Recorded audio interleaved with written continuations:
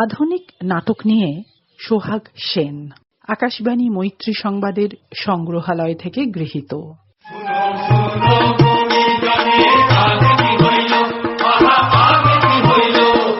থিয়েটারের বিবর্তনটা আমি যেটা মনে করি, আমি সবটা জানি না, কারণ সারা বিশ্বে কি হচ্ছে তার খবর তো আমাদের কাছে আসেও না, এবং অতটা ডিটেলে জানতে চাইলেও জানা যায় না, আর অতটা মাথায়ও রাখা যায় না। আর আমাদের দেশও তো এত এত ধরনের ডাইভার্স ইন এভরি নেচার, যে নানান প্রদেশে নানান ধরনের থিয়েটার হচ্ছে এবং সেগুলো চেঞ্জ হচ্ছে, মানে সোশ্যাল চেঞ্জেস এর সঙ্গে চেঞ্জ গুলো হয়। অনেকে মানে যে কারণে থিয়েটার করা সেই কারণে থিয়েটার করেন। অনেকে আজকাল ভীষণ একটা ফাইন্যান্সিয়াল ক্রাইসিস এর মধ্যে দিয়ে থিয়েটার করতে হয়, তার জন্য অনেক সময় তারা একটু এমন বাণিজ্যিক দিকে একটু যাবার চেষ্টা করেন। তাদেরও যে খুব দোষ দিতে পারি তা নয়, কিন্তু তাদের যদি কন্টেন্ট ঠিক থাকে then it's fine, as long as the social message is sent across. And এইটা মানে আমি তার জন্য বাংলা থিয়েটারে এখন যেটা হচ্ছে, মানে ওটা একটা ধরনের কিছু হচ্ছে বলে মনে হয় না, বহু প্রকারের থিয়েটার হচ্ছে। এবং মাঝে মাঝে দেখা যায় যে পুরনো ক্লাসিক্স গুলো আবার ফিরে আসছে, ক্লাসিক্স এর দিকে এবার ঝোঁক যাচ্ছে, আবার কন্টেম্পোরারি থিয়েটারও হচ্ছে, এবং ফর্ম টর্ম গুলো চেঞ্জ করে, অনেক সময় অনেক রকমের দিক দিয়ে ন্যারেটিভ চেঞ্জ করে। এবং আমি যেটা করি সেটা হচ্ছে, আমি একটা কোনো ইস্যুকে নিয়ে একটা play, I construct a play surrounding it, সেটাকে আমি ওয়ার্কশপ করে করি। ওয়ার্কশপ করে করে মানে এই সিচুয়েশনটা দিয়ে দেওয়া হয়, দেন তারপরে একটা সবাই মিলে তার মধ্যে কন্ট্রিবিউট করে, সবাই চেষ্টা করে। এতে কি হয়, এতে যেটা হয় যে অ্যাক্টর অ্যাক্ট্রেসের অলসো কন্ট্রিবিউশন থাকে। ইটস নট অলসো একটা নাটকটা সম্পর্কে একটা ওনারশিপও হয়, এবং নাটকটাকে ভালোভাবে করার একটা তাগিদ থাকে।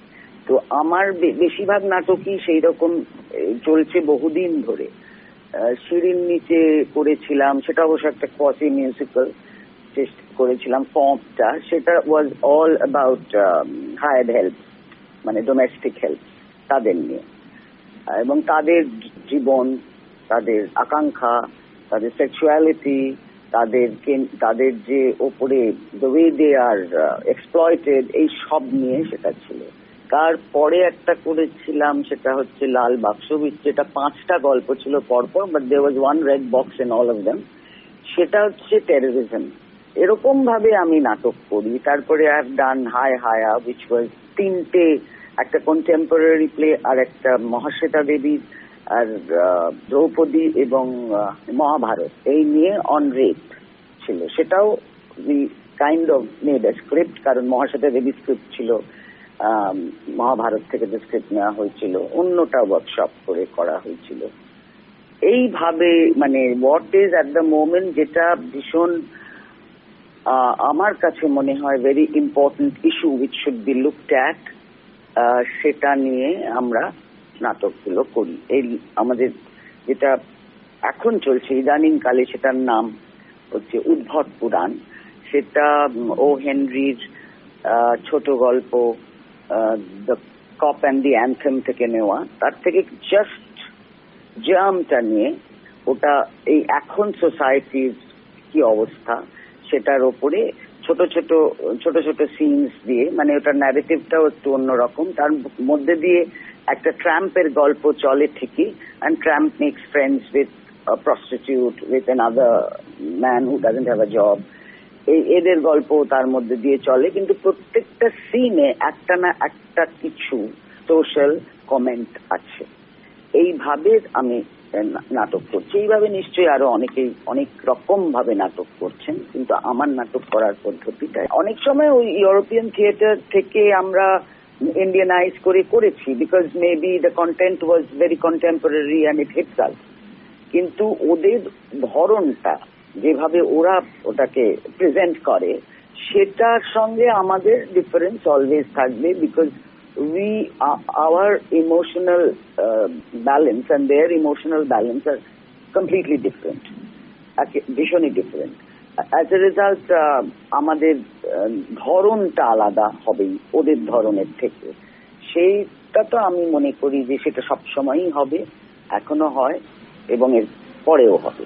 মানে apart from some people who do English speaking theatre, তারা হয়তো ওটাকে পুরোপুরি ওইভাবেই করেন, কিন্তু যে সবসময় সেটা খুব সফল হয় তা আমি বলবো না। আমার যেটা মনে হয় যে ওটার থেকে আমরা নিশ্চয়ই সব দেশের সব জায়গার থিয়েটার থেকে আমরা কিছু না কিছু তো শিখতে পারবোই, শিখবো, এবং সেখান থেকে আমাদের মতো করে আমরা সেইটা পরিকল্পনা করব, সেটাকে আমরা উপস্থিত করব সেইভাবে।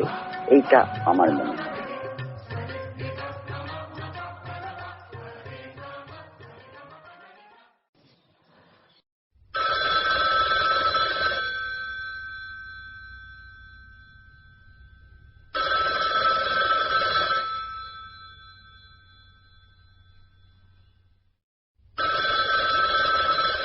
বিশ্ব হ্যালো দিবস।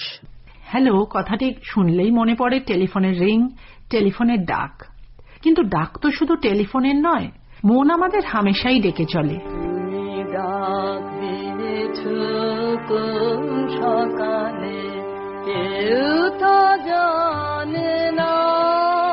কিন্তু সে ডাক অনেক সময় প্রকট নয়। আজকের দিনটি মনে করাচ্ছে সেই ডাক প্রকট করার কথা। ইদানিং একটা কথা প্রায়ই শোনা যায়, কারো কথা মনে পড়েছে, ফোন করো, ডাকো। প্রযুক্তির উন্নতি হয়েছে, যোগাযোগের সুবিধা বেড়েছে, অথচ মানুষের কথা কমেছে। নিজের চারপাশে স্বরচিত গণ্ডি বেড়েছে, সমস্যা বেড়েছে।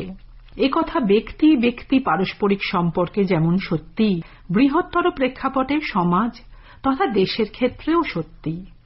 স্বামী বিবেকানন্দ বিশ্বের অন্যতম সেরা কমিউনিকেটর হয়েছিলেন শুধু তার মননশীলতার জন্য নয়, তার বাগ্মিতার গুণেও। তার ডাক পৌঁছেছিল বিশ্বের কোনায় কোনায়। শিকাগো ধর্ম মহাসভায় আমেরিকাবাসীকে ভাই ও বোন বলে তার সম্বোধন সাড়া ফেলে দেয়।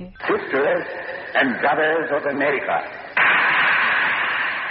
it fills my heart with joy unspeakable to rise in response to the warm and cordial welcome which you have given us.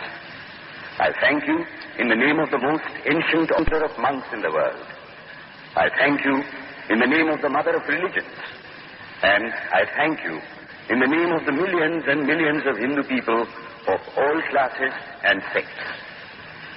My thanks also to some of the speakers on this platform who, referring to the delegates from the Orient, have told you that these men from far-off nations may well claim the honor of bearing to different lands the idea of toleration.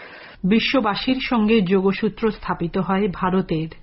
কুপমণ্ডুকতা থেকে বেরোনোর ডাক দেন Swamiji. Let us cease from abusing each other, and he was very sorry that there should be always so much variance. But I think I should tell you a story which would illustrate the cause of this variance. I am a Hindu. I am sitting in my own little well and thinking that the whole world is my little well. The Christian sits in his little well and thinks the whole world is his well. The Mohammedan sits in his little well and thinks that is the whole world. I have to thank you of America for the great attempt you are making to break down the barriers of this little world of ours, and hope that in the future the Lord will help you to accomplish your purpose.